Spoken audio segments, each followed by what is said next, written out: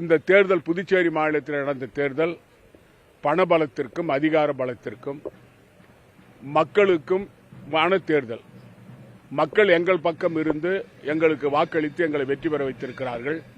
பணபலத்தையும் அதிகாரத்தையும் தூக்கி எறிந்திருக்கிறார்கள். ஆட்சியில் உள்ளவர்கள் படுதோல்வி அடைந்திருக்கிறார்கள். குறிப்பாக 3 முக்கியமான பிரச்சனைகள் மக்கள் மத்தியில் இருந்திருக்கிறது.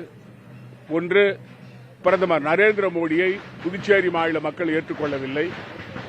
பாரதிய ஜனதாவினுடைய தாமரை சின்னத்தை மக்கள் ஒதுக்கி இருக்கிறார்கள், வெறுத்து இருக்கிறார்கள்.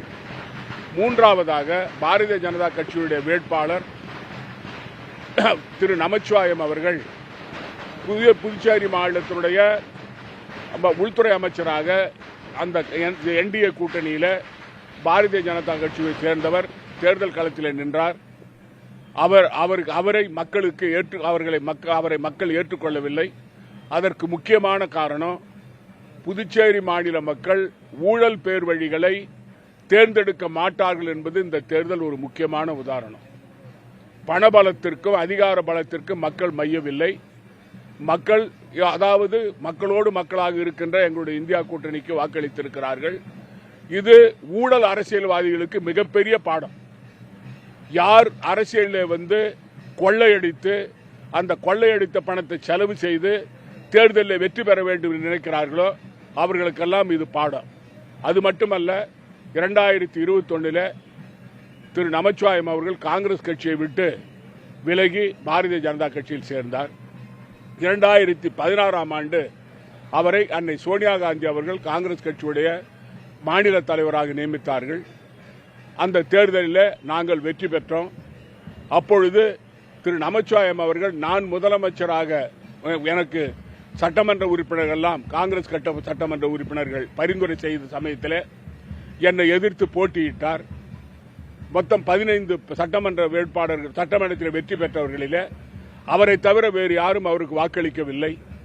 14 சட்டமன்ற உறுப்பினர்கள் எனக்கு வாக்களித்தார்கள். அதனாலே நான் முதலமைச்சராக ஆகின்ற ஒரு நிலை ஏற்பட்டது.